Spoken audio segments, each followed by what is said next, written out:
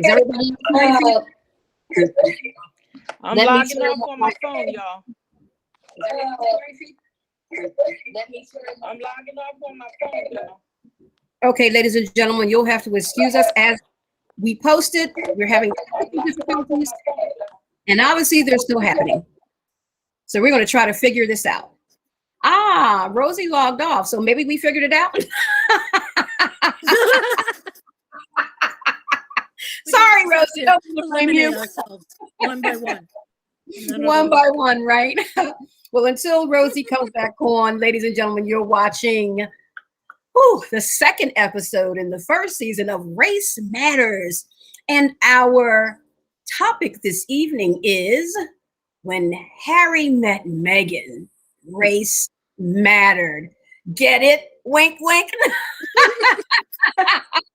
Maybe some young people might be like, what's that? They might have never seen When Harry Met Sally, right? Right. For those of us age on us, we understand. So we're so glad to have you with us this evening, ladies and gentlemen. Again, we're excited about the second episode of Race Matters and the dialogue that we're going to have with you this evening. So if you're just tuning in, we're on Full Life Communications. We're only broadcasting to Facebook tonight. And please go to Full Life Communications and like the page. Even if you're viewing it from Stephanie's page, Mariana's page, or Rosalina's page, or even my personal page, Sharon Thomas, please go to Full Life Communications and like the page and follow the page. So whenever we are on, you will get a notification and you'll know. And this way you won't have to say, hey, when is that show coming on? But Race Matters airs the first and third Thursday of every month. So this is the second show of this month. And we are so excited. Again, our topic is When Harry Met Meghan, Race Mattered. And it's a meaty conversation. So, you guys have seen the interview with Oprah and so much has been said about it. It's still being talked about. So we thought to do our due diligence to speak about it as well, considering our show is called Race Matters. And we do believe that race has played an issue in their relationship, unfortunately, but we know that that's the way of the world too. So I don't think any of us were too surprised that some things have occurred. My name is Sharon Thomas. I am the CEO and president of Full Life Communications, my media company, as well as a licensed professional counselor in the states of Pennsylvania and New Jersey. So mental health, behavioral health, and all things along those lines, that's my profession and that's what I do. And so sometimes you'll hear me as well as Mariana speak professionally about mental health and behavioral health and issues around how we go about living. And so we're going to speak to some of that tonight and just letting you know that we have that background. So we speak out of a level of expertise, just so you know. So I'm going to throw it over to Stephanie so she can introduce herself, and then Mariana, and then hopefully if Rosie's back, she can introduce herself, but we'll see. Hi, Stephanie. How are you tonight? I'm good, Sharon. Thank you for asking. Just to give my background quickly, I am an American of Italian descent, both sides, and I'm happy to be part of this program, to have these conversations. I do have a background in communications and media. I've had 2 careers. I was in advertising and a TV producer. And as I said, I'm happy to be part of this. I'd like to support the conversations that are happening and that should happen today. And I'd like to be part of them and maybe lend some perspective and help in moving a dialogue forward in a positive way. Mariana? All right. Thank you. Mariana? Good evening. My name is Mariana. I am a Moldova born and raised until the age of 15. First language is Romanian, and that is the case for both countries. As it's heard, it doesn't take long to realize I'm not from here. So I think when Sharon and I met in that class together, that was in some ways a connector factor, being minority women and this country, and we just really had some nice conversations, and she invited me to join. I'm excited to be also part of this series of conversations surrounding race. I think they're extremely important. I believe very much the voices of people of color in this country and what they have shared. And I am just, really, really honored for this opportunity to both hear from the ladies and their experiences, but also share some of mine, and hearing the questions of the people who watch us as well, so we can together, just talk about all of these things and why they matter to us. Excellent. So now we're going to try to bring Rosie back on and see what happens. Let's see. That would be great. I decided to leave it on my phone. Yay! Okay, we can see you and hear you, but a little bit louder. That's good. That's We figured out. We figured out it was you. Huh? We figured out that you were the problem. Well, I don't. You know what? My nieces were on my computer doing a school project, and I think that's why mine started glitching out for some reason. Oh, So, see, we can blame it on the nieces, I right? got to. I don't have nobody else to blame it on right now. All Hi, right. everybody. I'm sorry. My name is Rosie. I'm a friend of Sharon's. We go to church together. I am half Puerto Rican, half Black. Grew up in Camden. I retired from a utility company. I worked there for 26 years and happily retired. I was doing Lyft and Uber, just to pass the time away, to get out the house and everything. But with this crazy pandemic that doesn't know what doesn't know when it wants to leave us alone, I stay home because I've got family that actually are essential workers, and I prefer not to pick up sick people and then end up getting them sick. So, and that's my background. I'm like I said, I'm from Camden, born and raised. And just love the conversation that Sharon and Mariana and Stephanie bring to you all. It's just wonderful conversation, things that we need to talk about and really deal with head on. Mm-hmm. All right. Thank you, Rosie. You're welcome. So again, ladies and gentlemen, like the Full Life Communications page, which is where we're broadcasting from. And please share the feed, ladies, host ladies. I don't know if you've done it, but if you have not, please share the feed on your page. And audience, please share the feed on your page. Full Life Communications page. Okay. Oh my gosh, I'm hearing the echo. Are you ladies hearing it? I heard something when whoever was trying to talk, it was blipping out a little bit. Okay, well, we shall proceed. So when I am looking down, which I'm doing often, is because I'm sharing the feed and I'm trying to see questions and comments. And so don't think I'm not paying attention, ladies and gentlemen. It is just that I'm trying to do quadruple duty. And so therefore I'm not looking up all the time. But my co-hosts are quite capable, so they've got everything handled. All right. So again, for those who may not have heard, our topic today is When Harry Met Meghan, Race Mattered. And so we're going to get into that conversation. If you have any comments or questions, please post them on the feed and we can highlight them for you so everybody can see your question or comment. And we will also highlight questions that we might want you to jump in and answer. So please engage with us, because it's not just about what we have to say. This is a dialogue, and we're trying to keep the conversation in the forefront so we can all grow together in love with this most difficult topic. So now Mariana is going to give us the word of the day, which is an explanation of the day about the monarchy and the institution, because we don't think that everyone really understands how the monarchy in the UK works. So she's going to give us a brief understanding of that so we can have some working knowledge. All right, Mariana, take it away. All right. Thank you, Sharon. Yes. So I think quite a few of us were watching the interview between Meghan and Harry and Oprah, and some of us were confused by certain words that they were being used throughout, things like the establishment, the firm, the institution, right? What these terms exactly mean. So we thought it would be helpful for us to do a bit of research and then share that, to do a little bit of the homework for all of us. So when Meghan was referring to the institution, I think this is one of the words that she used the most. She's really talking about the people within the family, but also beyond that.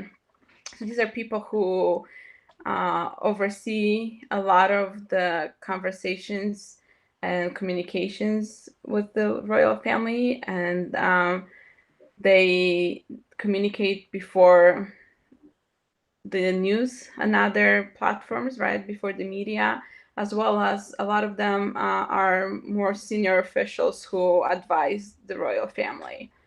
The firm, on the other hand, really only refers to the senior royal. So this will include the Queen and her husband, as well as Charles, his spouse, and William and Kate, and in the future the kids, right? So the firm refers to the royals, whereas the institution is more broader than that. And monarchy is a state or country that has a king, right? As opposed to many democracies in the world that have where the country is democratic and the people have a voice. In the past, we know that a lot of countries used to be monarchies and were ruled by really a royal family. Now in England, although the royal family is very present in public life and they have quite a bit of influence, at this point, a lot of the influence is more, is not so much in executive power as it is in, maintaining traditions and being involved in all forms of charity work and things like that.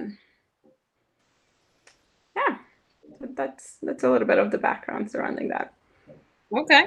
Thank you, Mariana, for that education. I am not totally versed on, let me not even say totally, I'm not versed on how that whole thing works either. So watching that interview, I did have questions. So thank you for sharing that with us. And now Stephanie is going to share a timeline with us of Harry and Meghan's relationship so we can get an overview of how things transpired with their relationship, to kind of give us a picture of why what's happening now is happening. If we, and we all have different opinions about that, but she's going to give us an overview. Stephanie, take it away. Okay, Sharon. And to sort of add to that, the real reason I wanted to add a timeline to discuss before we get into the big discussion is because I was hearing things again like, oh my God, of course they lost their securities, their titles. They moved to LA, they left their duties. So again, some misinformation. So I thought, well, let's just kind of lay out the facts as to what happened, what the key events were in the past 4 years, and some of the overlaying happenings during those time period, so that we can really discuss, okay, what does this mean, and were they racist, et cetera, et cetera. So just to quickly recap, 4 years ago, they got engaged. 6 months after that, they married. The baby was born a year later.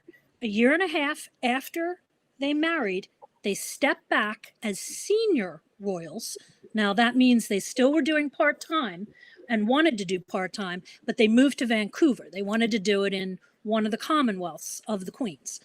Then a year after that, they ended up leaving everything and moving to LA.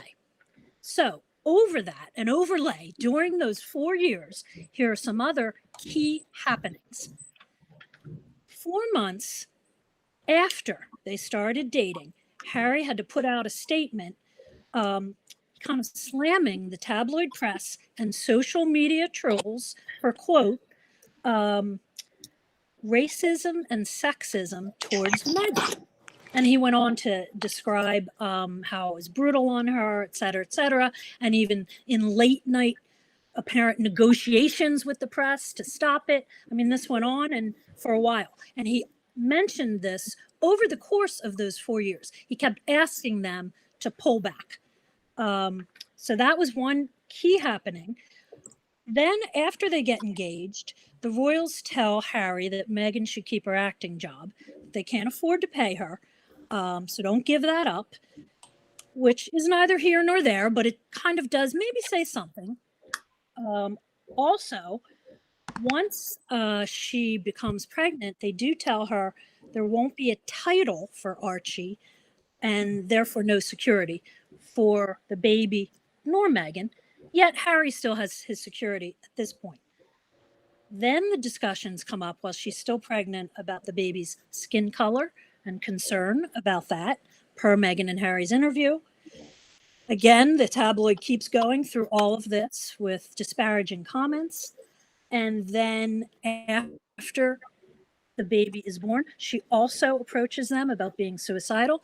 They say they can't help her. They try to assuage this by moving, taking this part step will still work part-time, but we won't be near all of this. Then they're told once they move there in the next 3 months that they were going to lose their security entirely by March 31st of this year. And that's when in February, they decided they were going to move, not in February, they moved in January to LA. So that's sort of the timeline, but I think it was important to sort of get out there that the press has been hammering her for 4 years.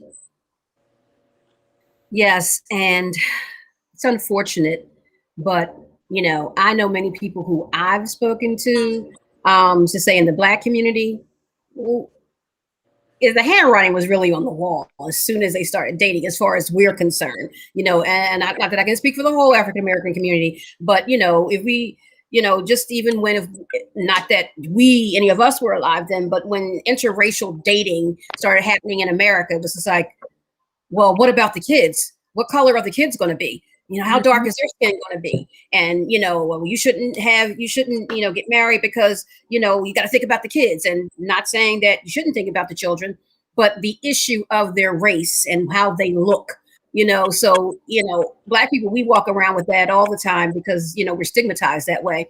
So when the two of them started dating, it was just like, uh-oh. We can see the handwriting. So did it feel like this was a matter of time before it was? Just a matter of time, and not even after they got married. You just dating. You just and he's a prince too. Like, oh my gosh! Like, she's marrying royalty, and knowing how the tabloid press, you know, those of us who have watched how they dealt with Diana, etc. You know. And everybody there was white. So now you have a biracial woman he's marrying, and she's divorced, and she's an American. It's just so much for them to handle. And, you know, they lived a privileged life. And I'm saying they, I'm talking royalty. I'm not saying anyone is in this family specifically say is racist, but that entire country, you know, and not every individual, but it's built on, you know, privilege and white privilege at that. And so, you know, with that comes a level of racism. And so, you know, Harry dating and then marrying Meghan is just like, they're going to have problems because everybody's not going to be accepting, unfortunately. Yeah. Right. So I was a little naive because I kind of thought after the wedding, oh, it looks like they're doing well. You know, I'm thinking maybe they can modernize a bit. She can help them. But then it was like immediately you start seeing the press, the tabloids press. And again, some of the things were really like, she snorts cocaine, she's a hooker, like coming from a bad neighborhood. They said everything. And that's also something I wanted to throw out there because everyone keeps pushing it aside, the conservative side in England and even here, when they're talking about it, but they're not showing the actual comments the press were making. And they were pretty heinous. Right. And that's the other, we don't really fully even have access to a lot of those words here, right? But some of the things that have come up. Yeah, but right. Yeah. Right. We haven't seen everything, but we have seen some, and they're showing them now, you know, as this is happening, and it is shocking. I think.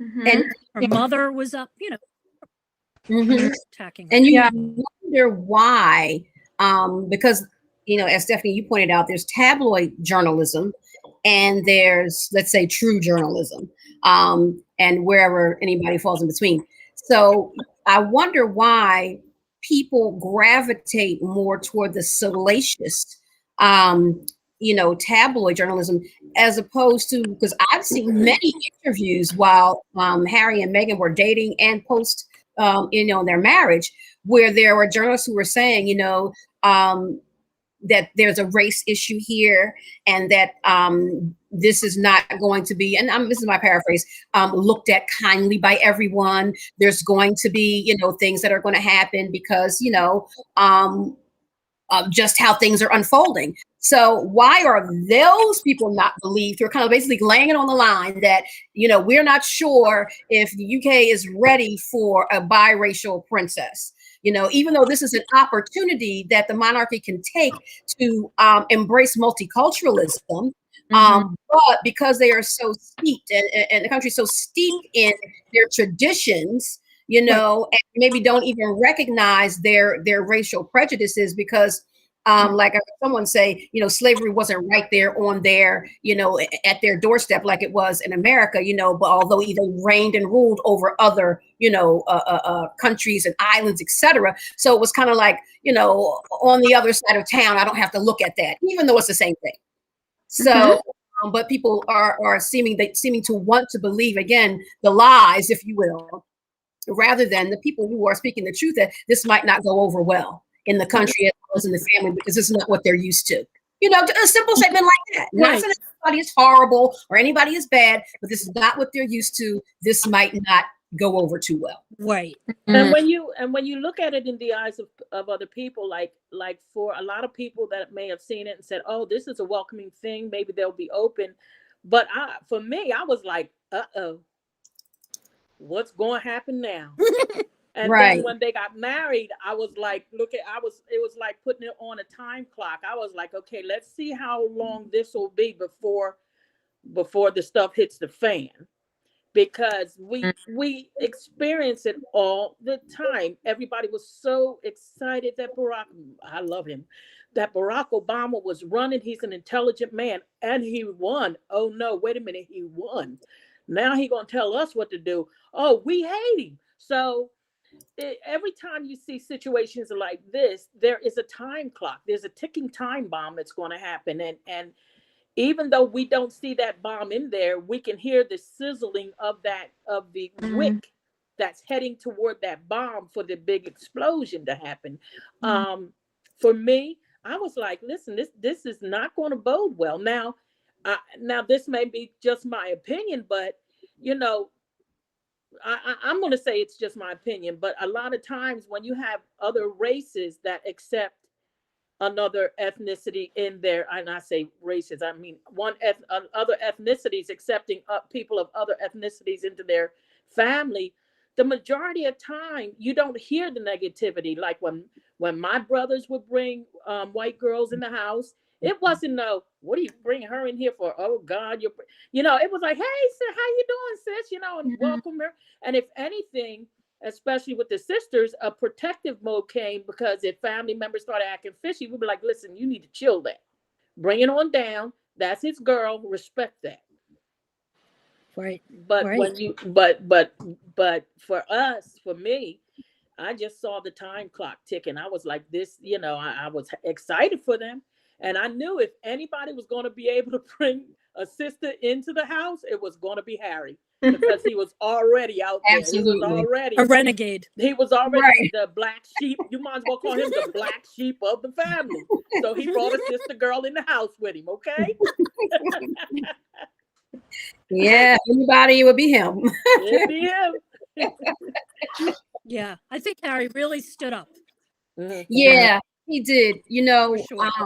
I have to applaud Harry, because I know it can't be easy leaving your family, you know, but it takes a man of courage, you know, and conviction to put his own created family first and say, I have to protect my family that I created, and I'm going to do whatever it takes to protect them. And if it means leaving the monarchy and as a prince and everything that I know, you know, he's a prince. I mean, you know, this is so fairy tale. You know what I'm saying? And he's family for his wife and his child and, you know, future children. And I have to applaud him, because he's protecting his family. And the sad part of the situation is they couldn't accept the fact that Harry was making them, I believe, Harry making all them decisions. So what did they do? Threw it on the black girl. Well, Right. look at her. She's coming up in here. She's doing this. She's making the queen mad. She's fighting with her sister-in-law, which she wasn't really fighting with. She's doing this. She's causing interruptions. It's her. And it wasn't. He came out and said, no, that was me. Right. Yeah.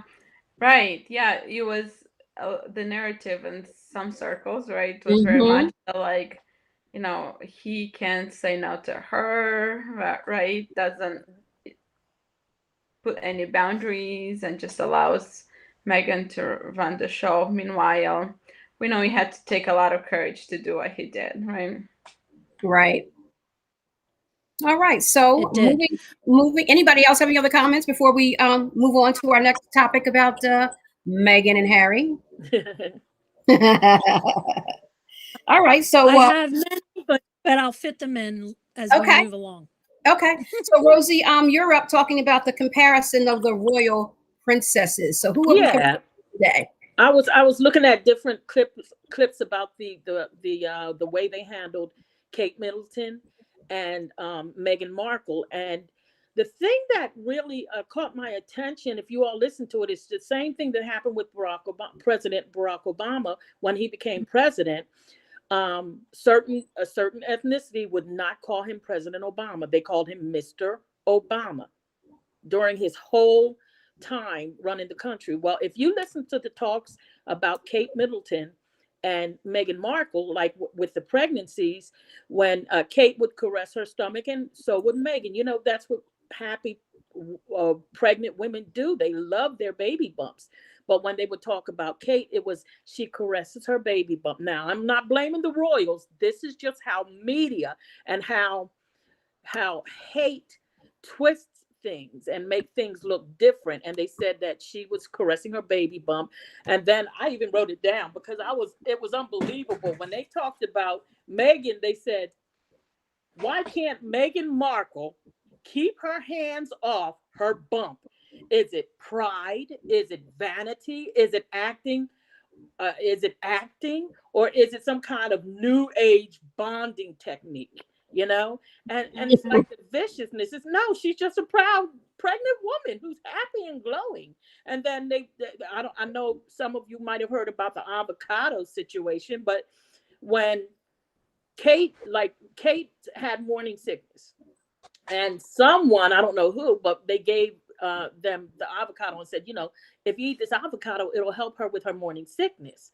So they gave it to him. Now, of course, I'm presuming that Kate probably told Meghan, girl, because you know us women, when we have a situation then somebody else go through, we share it with them. She probably said, girl, when I was pregnant, these people gave me avocados and it helped. So soon as Meghan started eating the avocados, the word came out. It says avocado is linked to hunger and human rights abuse.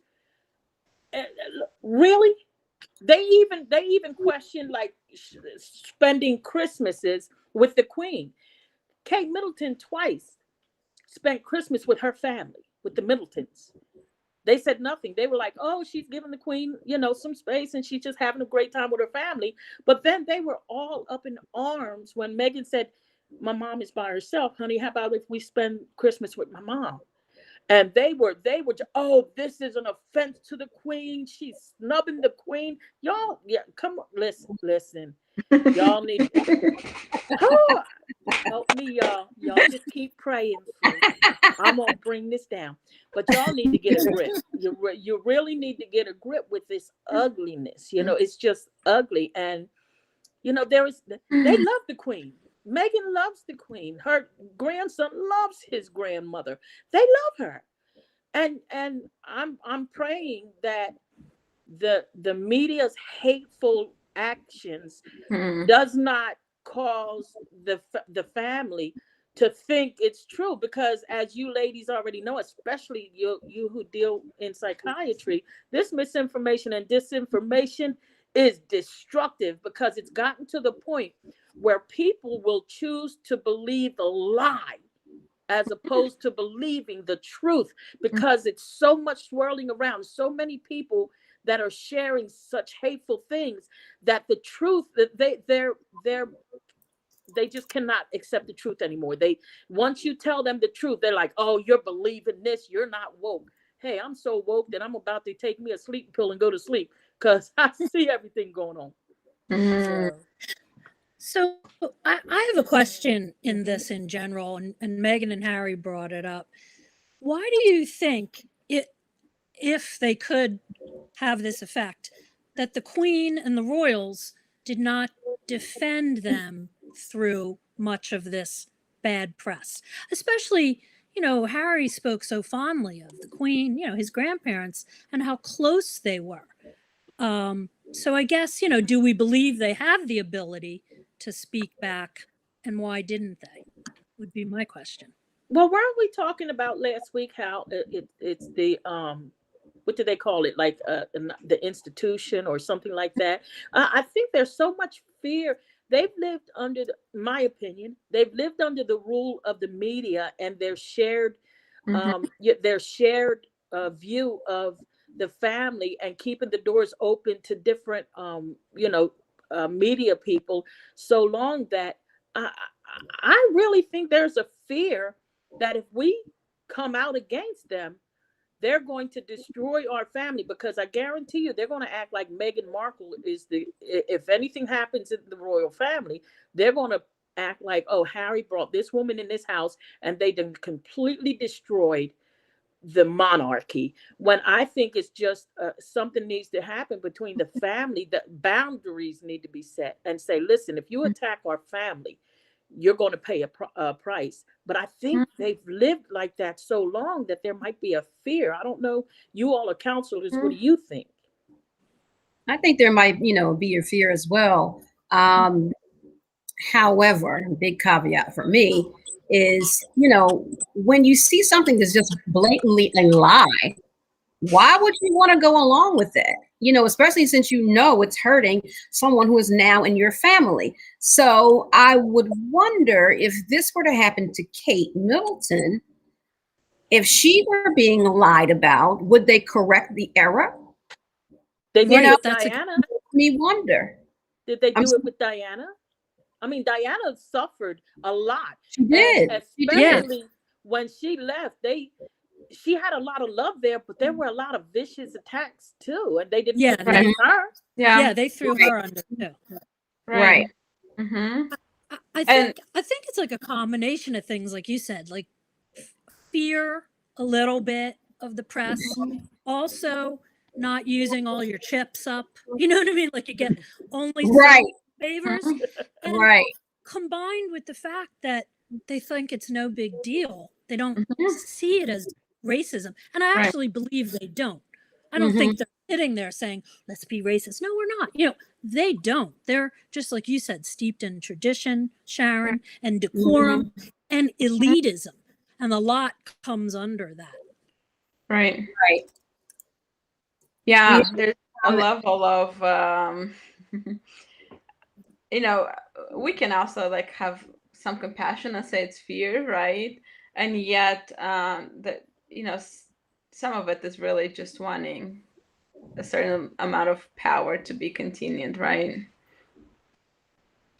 Yeah, and I think I personally believe their mentality, it wasn't about how do we feel. I think when Meghan came into the family, they probably said, "Oh no, what are the world going to see? What are the people going to say when they see a woman of color marrying into the family?" Because I personally don't believe if they were so broadcast and everything wasn't looked at, they're scrupulized so much. I think they would have been like, oh, okay, Harry's got a girl, come on, bring her on in, we need him to settle down because he's wild buck and he needs to settle down, bring anybody. But I think they feared the tabloids, because if the tabloids were made, which they will, because I know Meghan is suing certain ones for saying certain things, but if they were held responsible for everything that they said that hurt, because PTSD is real. People don't understand. You don't have to get beat up to have PTSD. Anything that traumatizes your life will cause you to have PTSD. And if them tabloids were really, as they did this in the 4 years that you counted down, Stephanie, about their relationship, if the tabloids were dealt with in the very beginning, they wouldn't be doing so much vicious stuff today. They would have been curtailed at one I point. totally agree. That's why I think it's such a big thing that they didn't speak up, and they just kind of dismiss it. And in fact, I started watching The Crown. I told ladies this, but there's really interesting. I've always been obsessed with watching the royals. Interesting components that are relevant now, and they have one scenario where Philip, after he married the Queen, was having such a hard time getting respect. And, he had not the fanciest background as well, and they were torturing him a bit. And the Queen had said to him, now I'm not saying this dialogue is true, but the notion of it has truth in it. And she said, well, what would make this bearable? And they're arguing. And he said, I want respect. I want it the real way, in the only way they'll understand. These mustaches, that's what he calls them. and basically, he meant, I need a title. And she gave him the prince title. So, she at least armed him with that. She knew then that, raising him up that way would give him some protection. And that's what they should have done or understood. I believe that, number one, stripping titles and saying the baby isn't getting a prince title, which is against protocol, as Meghan said. They're going against protocol. They're changing the rules. And something that I meant to mention when I was talking about the difference between how, not difference, but how they treated Obama and how it likened to Meghan. If you listen to the conversation, they say the Duchess Kate or Princess Kate, or they're always calling her Duchess Kate, but every single time they mention Meghan, it's Meghan Markle. It's never the Duchess. When you hear the tabloids talk about her, they'll say Princess Diana. They'll say the Duchess of whatever Kate's the Duchess of. And when they talk about the female, they always the title. Like when they did Obama, they said Mr. Obama, when everybody else called him the president. And every single time they talk about Meghan, it's Meghan Markle, this. Meghan Markle and Prince Harry. Meghan Markle, listen, she's a duchess. Get over it. And language like that matters a lot, right? It does.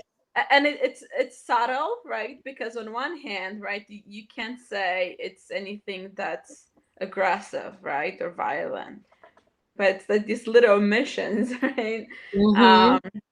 Of I'm not going to use a full term, right, and who they are, which is interesting because then a lot of conservative places were saying that they weren't breaking protocol, that their baby was never supposed to receive any title.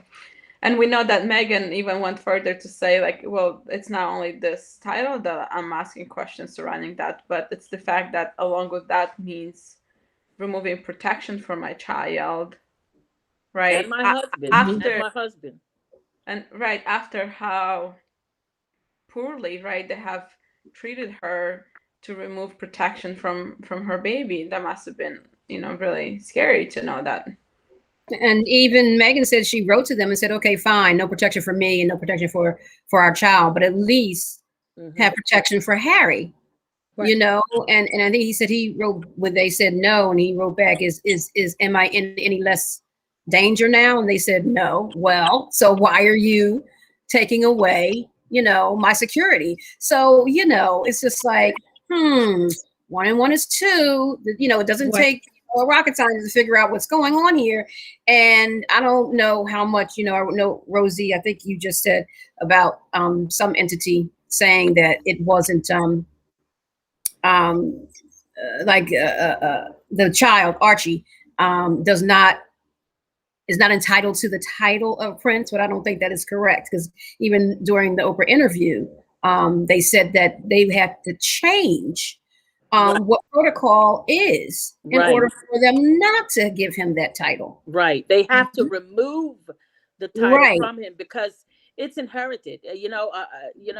Right. He's Harry's son. Your child has your name. Yeah, your child has your name. So what we got to do is strip you of your name in order to say you don't have. Because let me tell you, if anything happened to that family, he's going to be able to go and claim his position. That's right, especially over Prince Andrew. Exactly. Right. Maybe. Right. They might change something again. Listen. Hey, anytime a face like ours show up, things change. For the good or the bad, but they change. Right. Yeah, I was like Stephanie. I saw the handwriting on the wall, but I was hoping that this would be an opportunity for, some multiculturalism to be embraced in the monarchy and just to set a new paradigm. The way the Queen took Meghan to what's her name, Charlotte, or the other princess, the black photo that she had, Princess Charlotte, Stephanie. That's why I said Charlotte. But when she took her to that photo and expressed not only that she's one of our family, she's of black heritage, and then she looked at Harry and said, "Yes, Harry, you have black in your blood. You have, black in your blood." Now, you would have hoped that just like she dealt with their marriage, when she called her, I guess it's the people that she has to talk to all the time. She brought them in a room and was talking to them. And then she said, okay, and then I'm giving my permission for Harry to marry Meghan. Any problems? No, matter of fact, she said Harry is marrying an African-American woman. Any problems? No. Okay, let's go. So she just let them know, don't even say anything. I'm telling you all, and I'm brushing right over any questions you have. And she kept it moving. But I see that all of that is like to an extent, you can only do that, but so much, because then everybody else jumps in and I guess says what they want to say, and they go from there. Well, Meghan and Harry both said, that they have great relationships with the Queen. So, I don't presume that not that she can't say rectify some of this, because the Queen is the Queen, right? Yes, she is. But for whatever reason, you know what I mean, traditionalism and, all of that, and not wanting to rock the boat. Okay. Politics. But, I wonder what she thinks about whoever had that conversation with Harry about Archie's skin color. Since he made it clear that it wasn't his grandmother or his grandfather. She might not have even been in the room. It might have been like one of the private conversations. Yeah, that's what I'm thinking as well. And I'm wondering, since they're choosing to deal with it behind closed doors, how if she is trying to, help people to see the bigger picture. If she's so embracing, I'm just kind of, assuming some things here based on, Meghan says she's had a great relationship with her and how she welcomed her and took her in, and Harry's still maintaining a great relationship with her. If she's kind of taken aback by this and just kind of, just wondering. But I think in some ways that raises the questions surrounding people who are silent, right? And think that, oh, this is the best way. Let's resolve things behind closed doors, right? I'm not gonna get involved and add to a conflict and make it bigger, right? And yet, what silence does sometimes, right? Right. Yeah, but my opinion is, if you punch me in the face in the street, I'm punching you right back in the street. I'm not going to wait behind closed doors or get you in an alley and swing back at you. If you're going to attack me, I'm not going to wait in some hidden place and attack you back. No, I need to deal with this in the same gravity that you dealt it. If you deal it in the open, we have to squash this in the open, because then people will see only the side that had the attack, and they will never be able to respect properly the one who was attacked, that if they do it in secret. What you do in the open, you handle in the open. Right. Well, considering too, Meghan and Harry put this out in the open. We didn't. You know, so now that Right. they brought an issue to our attention, you know, we're going to handle it like they do everything else behind closed doors, because that's how, you know, how they do. So they can stay faced and, you know, keep that public image, you know, of perfection, which we know doesn't exist. And, Right. you know, but that keeps, you know, silence is sickness, right? Yeah, So wow, yeah, that's I think good. there's so many missed opportunities to advance this topic of race as with other things, you know, and they are the family to do it. I mean, Right, look right. what happened when Harry Exactly. and William came out about mental health after, you know, years after their mom died. You know what I'm saying? And so their platform is huge. So can you imagine if they embrace this issue and say, listen, you know what? Like when William was confronted, if you will, not in a bad way, by reporters and saying, hey, are you a racist family, after that interview happened, right? And he said, we're not a racist family, and just kind of, you know, rebuffed and moved on. That would have been a prime opportunity, in my opinion, for him to say, you know, I heard what Meghan and Harry had to say, and it's unfortunate that happened, but, you know, I'm listening to them, and I want to do my part in trying to rectify this or move forward from this by having a dialogue, you know, with my brother and sister-in-law, and seeing how we can work these, something along those lines. You know, Right. you don't admit to anything, but it's just the fact that it was said, and, you know, I'm acknowledging that, wow, you know, that must be really hurtful, you know, for them to deal with. And I'm sad for them. So, you know what? We as a family need to do better. Something.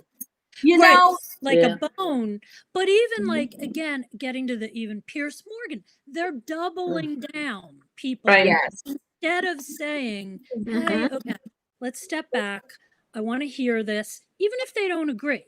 But the fact, and I raise Pierce Morgan just quickly because he, of course, is offended and doesn't think it's racism, and went further to say she is lying. Yes. I don't believe a word out of her mouth. Really do. Yeah. Never mind that there was a time when he did have a relationship, right, with her. Like there were. Well, he wanted to have a relationship with her. Meaning like it wasn't romantic because Meghan did not, you know, but they used to like talk, right?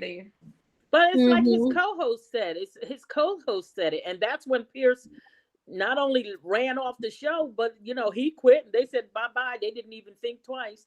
But his co-host said it. He said, you know, when you had access to her, you didn't have a problem. But as soon as she closed off access, and I understand if she got to close off access to her own family, you're no better. Just because you're a reporter. But he said, you know, she closed off access. He said, she hasn't said one bad thing about you, and you have been destroying her ever since she closed off access. And he ran off the show because, you know, when you're faced with the truth, you know, some people can honestly say, you know what, I have a problem, and I probably do have an attitude because she did. But when people don't want to face the truth, they run and hide. I think he's a man scorned. I think her, you know, they went out for drinks. I saw an interview with him, and regular after they, you know, went out for those drinks, she went out with Harry and didn't look back.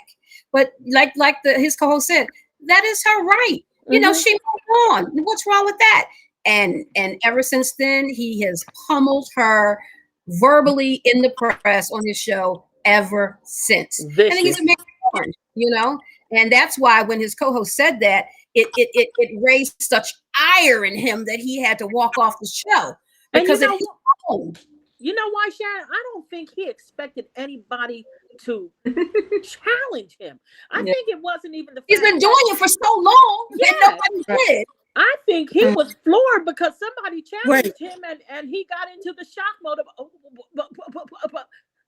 I'm so glad his co-host got fed up with him. Listen, I'm so glad.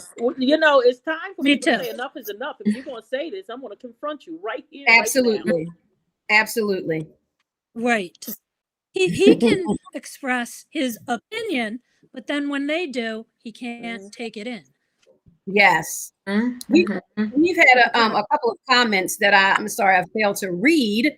Abby said she's always loved Harry, and I've said me the same. A couple of people said hello. Rita and Maida have said hello, and Maida earlier said that the monarchy wanted to preserve their image at all costs. That's why they didn't come out and say anything about these lies.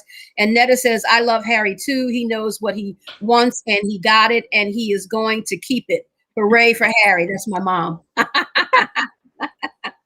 And you know, he's like you all like you ladies were talking about the first time in the first show. Harry, he watched, he was a little boy and he watched what happened to his mother. He could not do anything to defend his own mom. And the hurt that is embedded in him is the lion that's coming out of him right now when it comes to his wife. Because as he said, my mom went through this by herself. Right. Look at what my wife is going through, and she's got me, but my mom had to face it by himself. So I think all of that pent up rage, just like when the movie of the Royal Love, how Meghan's mother made her sit and watch the computer, and she said this boy had to deal with all of this by himself. So don't you get mad at him because he's doing everything he can to protect you. He's trying to do what he couldn't do for his mom, and he didn't see what happened for his mom, and that's why he's trying to tell the media and stuff, leave her alone. That's my girlfriend. Stop harassing her. And thank God for her mother, because her mother is the one that shook her and said, listen, you're mad at him for loving you? Are you serious?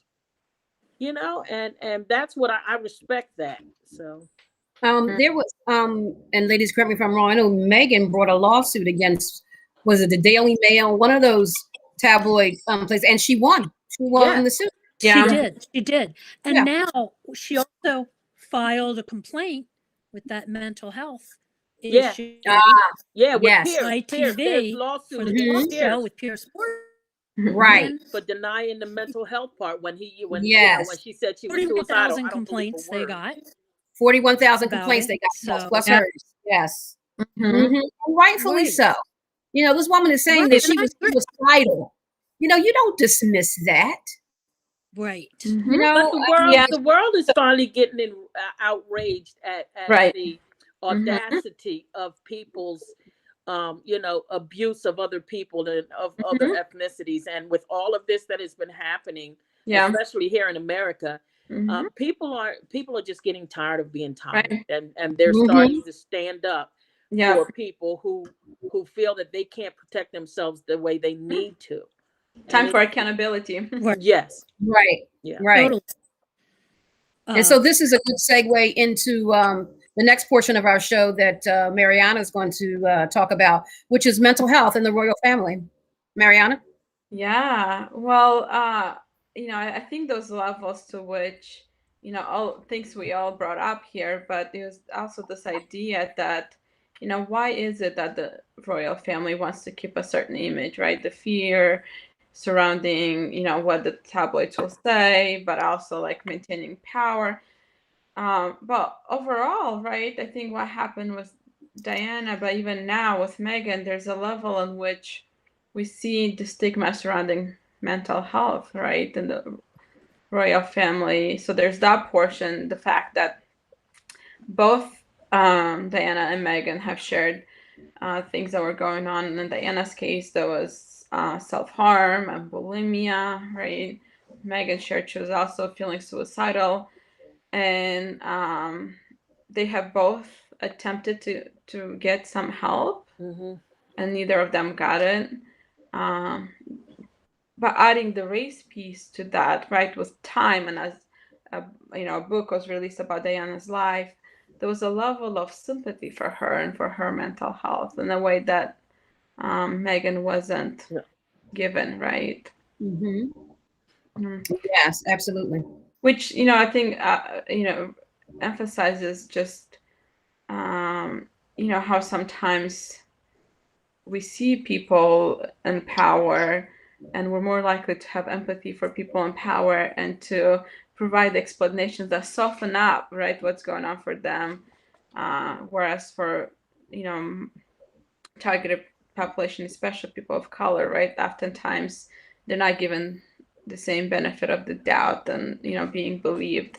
We see oftentimes, right? Even we had the shooting in Atlanta, and the conversation surrounding that, right?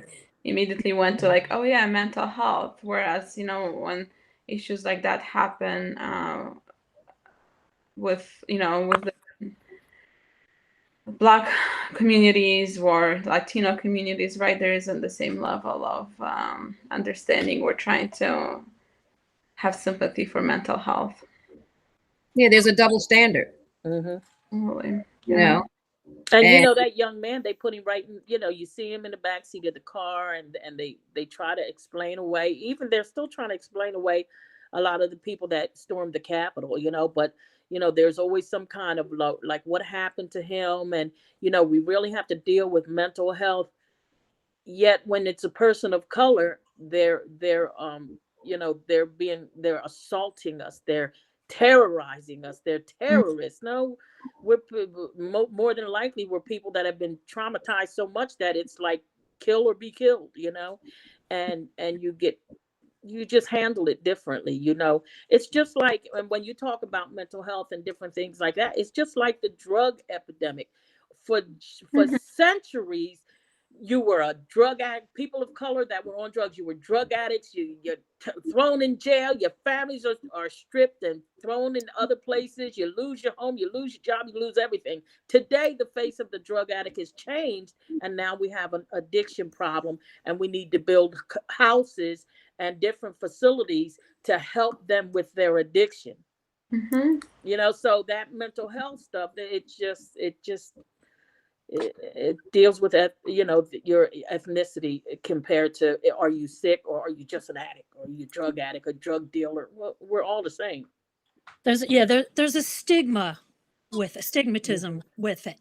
And in fact, even one of the quotes in the tabloids against her and her family was, hey, Harry's going to marry gangster royalty. She comes from a crime-ridden neighborhood. That was one of the other big. Yeah. I mean, nothing talking about her who she was. She was a movie star. She was famous. She was phenomenal. She made it. I mean, there's a song by a guy named Ty Tribbett, and the song is called "There's Good in the Hood." Well, this is a good that came out of the hood, and then once she took your spotlight, once she took your position, now she's part of that hood. She's not the woman that she made herself. Right. They kind of doused all her achievements. Right. Again, exactly. She had maybe a little too much power. Who knows? That's what Harry said. Because he was really becoming loved, like his mother. That happened to her too. She got a little too big, and they kind of wanted to bring her down. When if they had just thought about it, that would be great for the family. Wow, she would it? Positive press. She embraced, her role, and the people loved her. What did you want them to hate her? So it's like she was off their nose to spite their face. Right. Exactly. And again, you have to wonder why. I mean, there's only one other issue that's different. Well, okay. She's divorced. She's biracial. She's American, but there's other royalties, who've married Americans, and But I mean, come on. I mean, Prince Charles was in love with Camilla. Everybody knew that when he was married to Diana. So nobody's perfect. We all got our issues, right? But the fact that Meghan, she can't have mental health issues and be addressed because it would look bad on the family, and you have Harry and his brother who are touting mental health all these years. It doesn't compute. So you have this organization about but you have mental health issues in your family and it's not being addressed. Something's wrong with that picture.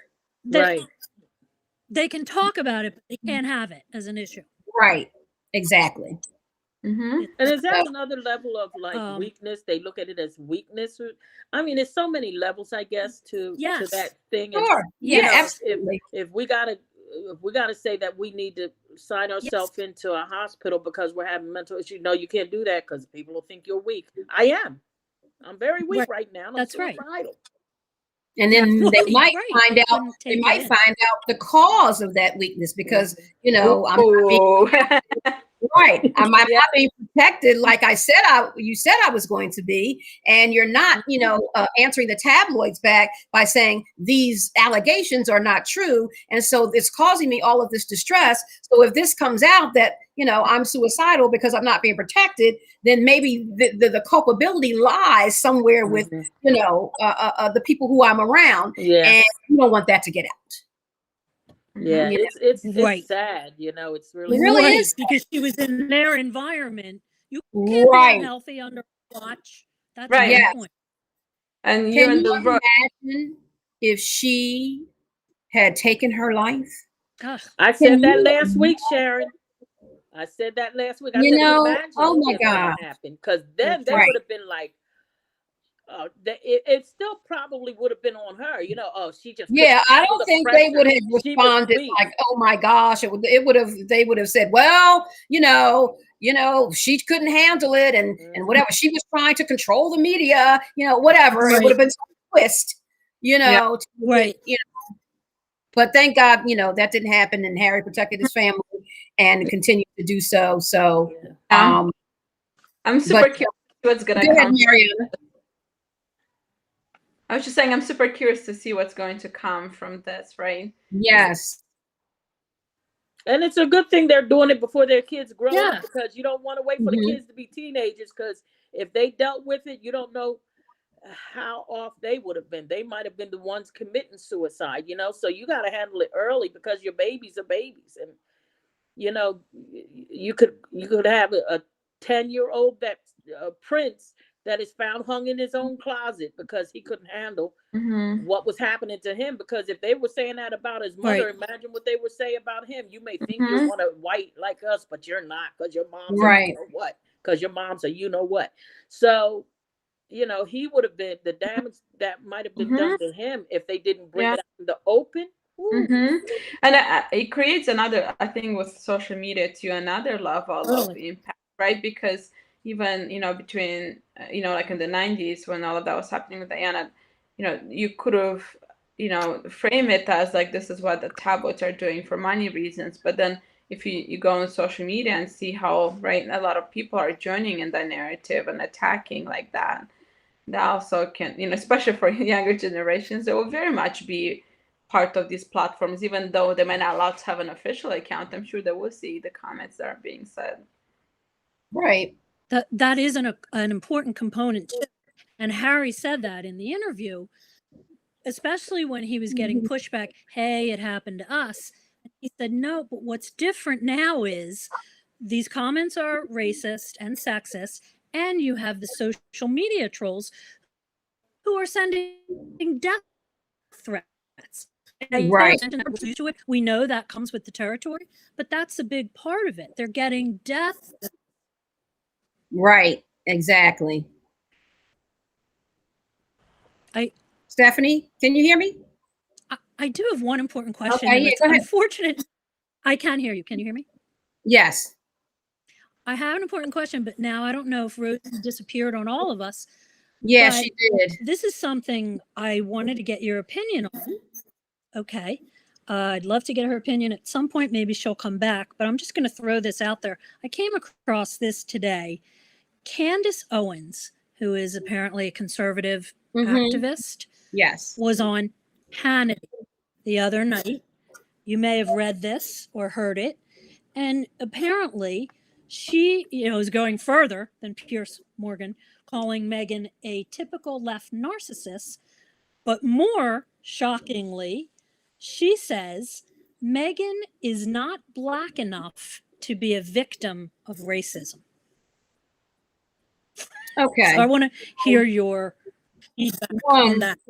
And we'll tell Rosie also. Yeah.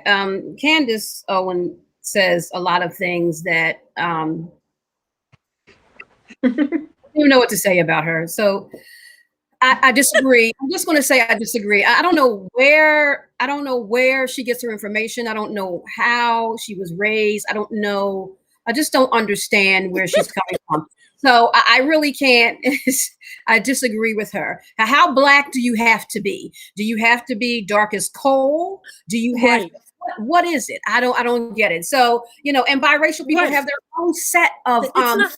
issues with discrimination. Even different than say someone who's say 100% black, if you will, versus somebody who's half white and half black. They come with their own set of discriminatory issues in this country, I guess, and elsewhere. So, for her to say that, in my opinion, she's coming from a place of lack of understanding, and lack of knowledge about how race works, and even just microaggressions. Mm-hmm. Something earlier that I was going to ask you, Mariana, and I can't even remember what it was. Could that be considered a microaggression? But I don't remember what we were talking about. I'm wondering if it was the titles, right, and not using the. Oh yes, exactly, the titles. Could that be a form of a microaggression? Absolutely. I believe so. Yeah, absolutely. Yeah. But let's just I don't know. I can't give her any breath. You know what I'm saying? I agree. So it's funny because actually a lot of former conservative friends, well, they're still conservative, a lot of them former friends, used to send me a lot of information from Candace as a way of like solidifying, right? There's black voices who are their saying points. Yeah. So I, at some point, just did a bit of research. Anyways, so actually there was a time when she sued a group of boys for racism and won, right? And there's been a few organizations that helped her with that. And then there's a story surrounding, just the amount of like support, like she has worked directly with Donald Trump, right? So I think sometimes that. I believe so. Yes. Yeah, I just thought it was wackadoodle. Yeah, along with many other things she says. You know, she's getting attacked. Her black mother is getting called a criminal. I mean, it's just like ridiculous from every end. Absolutely. But I thought it was so insensitive and and that's what it feels like she's doing shock value. Yeah. Mm-hmm. Absolutely. Yeah. There's been something that has been a conversation for a while, right, Sharon, surrounding someone not being black enough. But it's interesting because in terms of being given a voice, right, all it took is 2% and you're black, right? Yep. But when it comes to speaking up about your experiences and being discriminated, then you're not black enough. Right. Exactly. Right. And is that an example? Is that an example, Sharon, of what you were describing to me a couple weeks ago, you and Rosie, how within your own community there's color differences and there's I guess I forget the word you used, but well, it's a form of colorism, light skin. Say it again. Right. Right, it was a form of colorism, and maybe light skin versus dark skin. Better. Is she doing? I don't know what she's doing. I don't even try to fathom a guess of how her mind works, but that goes back to slavery when the dark skin and Rosie, I think, touched on this last show, when the dark skinned black slaves were pitted against the white ones because the dark-skinned ones worked in the field, the light-skinned ones worked in the house, and that was a privilege because you were lighter to work in the house. And so black people have kept that stigma. And that's what I was wondering if she was doing that too. Right, and she could be. But, it sounds like it's coming from some other place too, which I don't even know. But, unfortunately, we still have that issue in the black community and thinking that, light is better and a certain type of hair texture is better. But that's just that white indoctrination, that we got from slavery that's continued.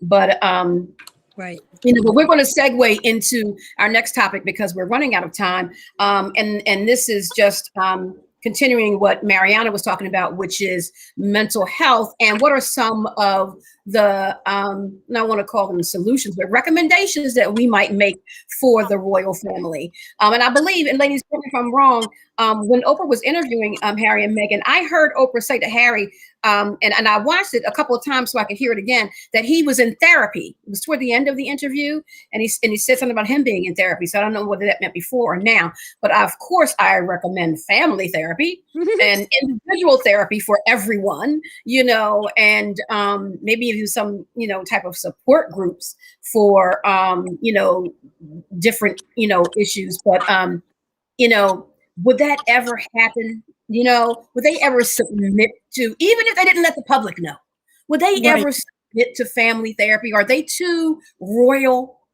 Every family known to mankind has been born needs family therapy. Every family is dysfunctional. The degree to which the family is dysfunctional is the difference. I'm a mental health professional. This is what I do for a living. Everyone is dysfunctional. We're all broken. We're all flawed. Every last one of us. So therefore, since we are broken, we raise broken families. That's a given, right? The extent to our brokenness is the issue. But will the royal family ever submit to that? I don't know. Maybe some individuals like Harry, I totally agree. Right.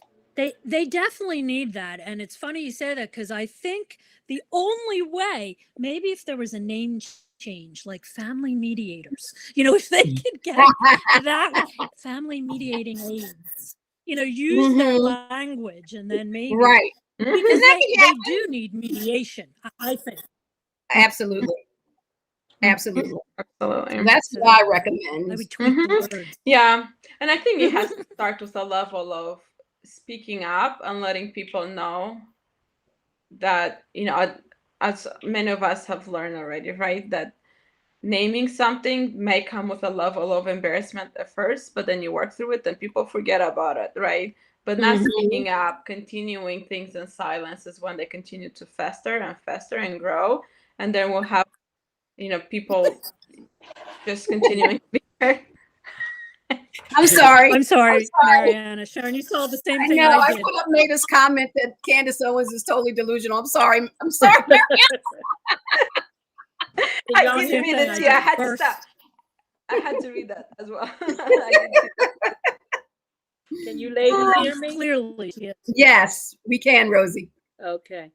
But yeah, there is a level, of acceptance. It's just like in slavery time. The darker you were, like when the masters would sleep with the young women, the darker you were, then that let them know if you were to work in the fields or if you worked in the house. And if you were very light skinned and they could pass you off as white, then they would allow the wives to raise that child, and the children were made to treat their own blood mother as slaves, and they would be very disrespectful to their own mothers because they didn't consider themselves a slave. They thought they were in the family with their father. But yeah, I ain't gonna say that too much of the comments, but there were comments even with us, like when you bring somebody in the house and they were dark and they would call them a certain name. It's like, and we would be like, "What? But they're black. I'm black. What's wrong with?" And I think there comes a time with the generations, which we see even more today, that the younger generations are the ones that would be like, "What? Wait a minute. You don't like those people? Well, then I think I'm going to date those people you don't like," because they were saying, "I'm standing up against this." So, it takes a lot. It takes a lot for people to understand that racism just doesn't stop with ethnicity, like one ethnicity over another. Racism is a human racial issue. It is so terrible. Yeah. Right. I mean, but to divide even your group like women. That. Yeah. But take this young man that killed the Asian woman. Okay. what's wrong with you? Because if you were looking at it as far as skin tone, they're lighter than you. So now we got a ethnic issue. It's not a racial or tone issue. Now it's an ethnic issue. Another reason would be a religious issue. I mean, a lot of people of color, they actually looked at each other's hair. You got nappy hair, or her hair is too straight. And my mom used to talk about stories about when they first moved to Camden and they were going to school, Camden High, I think it was. They would come home with bubble gum in their hair because their hair was too straight. And the other girls, the girls of color, would be jealous and put bubble gum in their hair because their And hair. my mom told me stories like that too. Yeah, Not and she would come home and have bubble gum and stuff in her hair that the people would, the other girls would put in their hair. Yep. So, that is so awful. That's the other thing that people need to understand, because that's, of course, such a power play among many things to divide you like that. Like, that's one of the worst things too, to pit you against each other like that. Yes. And for it to carry over and cause those insecurities. I mean, it's all awful. That's an autocratic type of behavior. Right. It's by design. It's by design. By design. That's what I'm trying to say. That's a terrible, terrible thing to do. Yes. In addition to everything. But anyway. In addition to everything else. It's a lot. It's a lot. Right. So, and you wonder why, sometimes you might think Black people are angry. Well, we have a lot to be angry about, and people of color. But, like I said, we all need therapy. It's hard living this life. And doesn't mean you're crazy. It just means I have some struggles like everybody else. And I would like a professional to help me, because people who know me can't help me, because if they could, I wouldn't feel this way in the first place. Right. So, and some of this stuff comes from TV and I say TV because, back in the day, normally people of color were portrayed as drug addicts, drug dealers, gangbangers, this and that. And they were never portrayed as entrepreneurs, business people and this and that. They held, even with Italians, they were right. Well, we were the murderers, this and that. And the gangsters, Stephanie, right? Where we were the mafia, Italian doctors. Where the Italian, business owners? No, they're just mafia, and they're gonna go and kill you. And they're fighting. My dad used to fight for that, right? Right. And it's so hurtful. It's so hurtful. Yeah, it is. Right.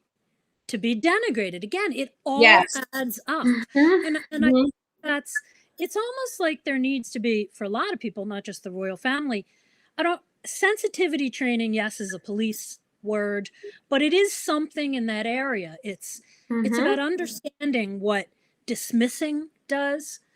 Yes. Hearing, it's all those pieces, fighting for your opinions, even if it's defaming, you know what I mean? Right. Is it opinion or is it defamatory? It's that stuff. It's step back and say, okay, let me try to listen. So that's what I would be hoping the families would do, maybe.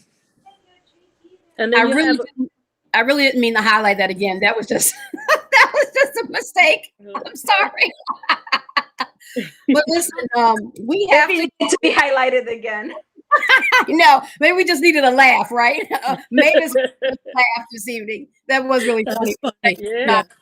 But it's the end of our time. We thank you so much for watching the show with us and engaging in the conversation with us. We want to keep the conversation going. So join us the first Thursday of April, which is April the 4th at 6 p.m. for another live episode of Race Matters. There's so much to talk about. And if there's any updates with the Meghan and Harry interview, we'll absolutely, share some of that. And we're going to talk about disinformation and misinformation and how that impacts the race and the culture of American society, politically, socially, racially, ethnically, and all of that, as well as some other things. And if you would like to share topics that you would want us to talk about, share it in our inbox on Full Life Communications, or share it right here on the feed. We check the feed even between shows, and still share the feed on your page so others can watch it even after the show, because everybody's not available when it's live. So again, we thank you for watching. We look forward to speaking with you again on April the 4th at 6 p.m. We love you. God bless you. Have a God week. Shalom. Bye, everybody. Race matters. Bye.